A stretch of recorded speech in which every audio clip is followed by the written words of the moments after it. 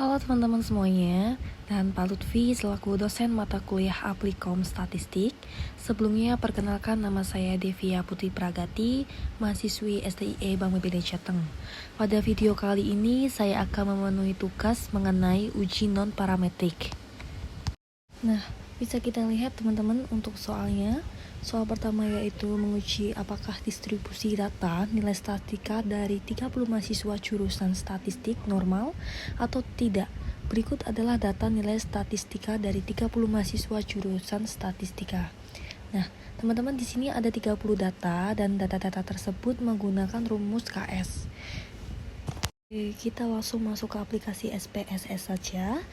Nah, di variabel view kita klik ya, lalu ke data view.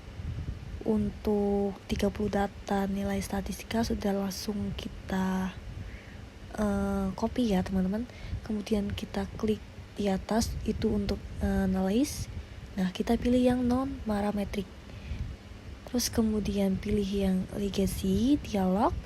Kemudian pilih yang one sample KS-nya. Nah, langsung saja di variabel listnya itu kita masukkan nilai statistik jika sudah kita oke teman-teman ya. Nah, akan timbul tabel seperti ini teman-teman. Ada satu sampel Kolmogorov yang kita cari, ada sign signifikasi violet, yaitu tertera di situ ada 0,184. Kalau sudah, kita copy aja untuk kita analisa di soal tadi teman-teman. Nah, kita kembali ke soal. Untuk tabel kita copy. Terus kemudian kita analisa hipotesis H0 distribusi populasi mengikuti distribusi normal. Kemudian untuk hipotesis C1 distribusi populasi tidak mengikuti distribusi normal. Lalu untuk pengambilan keputusan berdasarkan probabilitas. Yang pertama, jika probabilitas lebih dari 0,05 maka H0 diterima. Jika probabilitas kurang dari 0,05 maka HO ditolak. Nah, untuk keputusannya terlihat di sini bahwa pada kolom signifikasi itu violet untuk diuji dua sisi adalah 0,184. Karena kasus adalah uji satu sisi, maka probabilitas menjadi 0,184 dibagi 2, hasilnya 0,022. Nah, di sini dapat probabilitas 0,05 di atas 0,05 maka HO diterima atau distribusi populasi mengikuti distribusi normal. Oke teman-teman, untuk soal 1 sudah, kita lanjut ke soal 2. Seorang guru ingin mengetahui bagaimana responsi siswa dalam belajar dengan memberikan 4 metode yang berbeda-beda. Nah, pada minggu pertama diberikan metode A, kemudian minggu kedua diberikan pada metode B, minggu ketiga diberikan pada metode C, dan minggu keempat diberikan pada metode D. Masing-masing metode dilakukan pengukuran mengenai reaksi dan keaktifan siswa dalam menerima pelajaran yang diukur dengan skala ordinal 3 kategori, yaitu kategori buruk, sedang, dan baik. Dan di sini juga ada tabel untuk A, B, C, dan D. Langsung aja kita copy ya teman-teman. Kita masuk ke aplikasi SPSS lagi. Nah, oke. Masuk lagi ke variable view, lalu kita ke data view. Nah, untuk soal tadi kan sudah kita copy ya teman-teman. Ada metode A, metode B, metode C, dan metode D. Seperti biasa kita masuk ke analyze. Kita pilih yang non parametrik. Ya, pilih yang non parametric test, lalu ke legacy dialog, kemudian pilih ke correlate. Terus pada tes variabel kita masukkan dari metode A sampai metode D. Kalau sudah, untuk test type-nya kita klik pada Friedman, lalu kita oke. Nah, seperti tadi ya teman-teman, akan timbul tabel seperti ini. Untuk tabel Friedman itu ada rank. Terus untuk tabel statistik, untuk singnya ketemu 0,03. Oke, langsung kita copy aja untuk kita analis kembali pada soal. Nah, oke teman-teman, ini hasil dari pengujian tadi yang sudah kita copy ya teman-teman.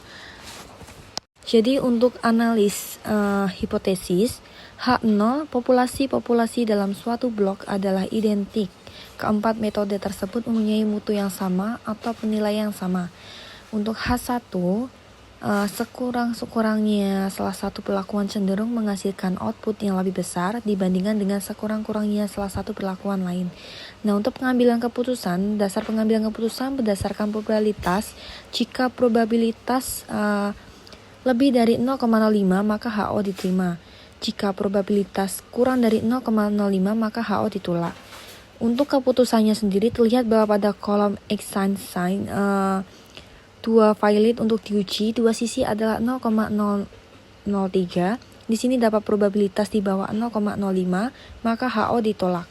Atau sekurang-kurangnya salah satu perlakuan cenderung menghasilkan output yang lebih besar dibandingkan dengan sekurang-kurangnya salah satu perlakuan lain, atau dalam kasus di atas sekurang-kurangnya salah satu jenis metode mendapatkan penilaian yang lebih besar dibandingkan sekurang-kurangnya salah satu metode yang lainnya. Oke, kita lanjut untuk soal ketiga. Untuk menguji apakah obat kuat berpengaruh terhadap kekuatan seseorang berlari mengitari stadion, sejumlah sukarelawan mengitari stadion tanpa minum suplemen sebelumnya.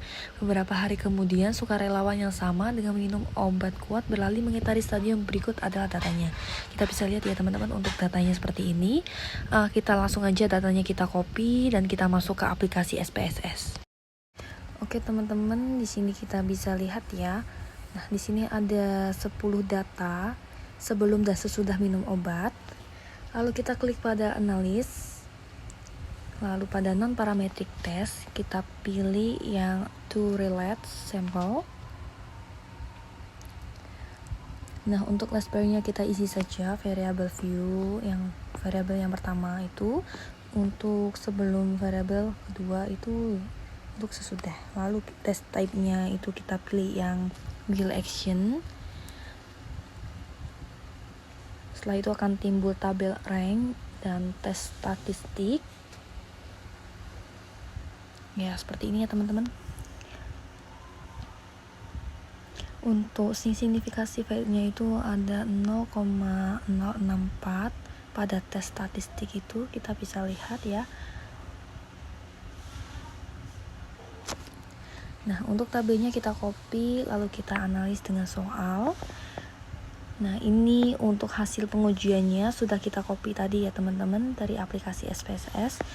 Langsung ke analis, hipotesis H0 suplemen tersebut tidak mempunyai efek berarti pada kekuatan seorang pelari. H1 suplemen tersebut mempunyai efek pada kekuatan seorang pelari. Untuk pengambilan keputusan dengan membandingkan statistik hitung dengan statistik tabel. Jika statistik hitung kurang dari statistik tabel, maka H0 ditolak. Jika statistik hitung lebih dari statistik tabel, maka HO diterima. Nah, untuk statistik hitung, menghitung statistik uji dari Wilcoxon, dari output terlihat bahwa dari 10 data ada 2 data bernilai negatif dan 7 data bernilai positif, dan 1 data yang sama. Dalam uji Wilcoxon yang dipakai adalah jumlah beda-beda yang paling kecil. Karena itu dalam kasus ini diambil beda-beda negatif, yaitu 7. Dilihat dari output pada kolom sum of rank. Nah, dari angka ini dapat uji Wilcoxon T adalah 7.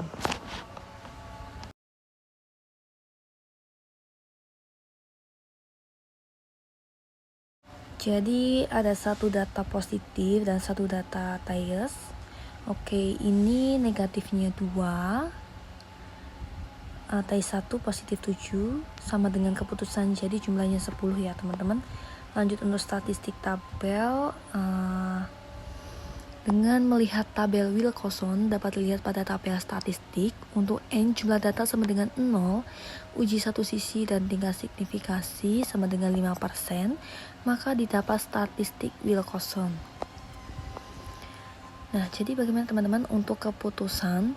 Karena statistik hitung kurang statistik tabel, maka H0 ditolak. Dasar pengambilan keputusan berdasarkan probabilitas. Jika probabilitas lebih dari 0,05 maka HO diterima. Jika probabilitas kurang dari 0,05 maka HO ditolak.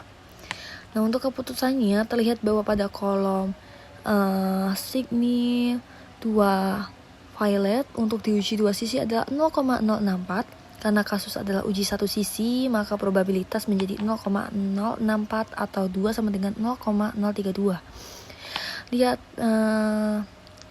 maaf teman-teman, maksudnya maka probabilitas menjadi 0,064 dibagi 2 sama dengan 0,032. Nah, di sini didapat probabilitas di bawah 0,05, maka HO ditolak, atau suplemen tersebut memang mempunyai efek yang nyata terhadap kekuatan seseorang berlari mengitari stadion. Oke teman-teman, cukup sekian dari saya untuk soal uji non parametrik. Terima kasih. Wassalamualaikum warahmatullahi wabarakatuh.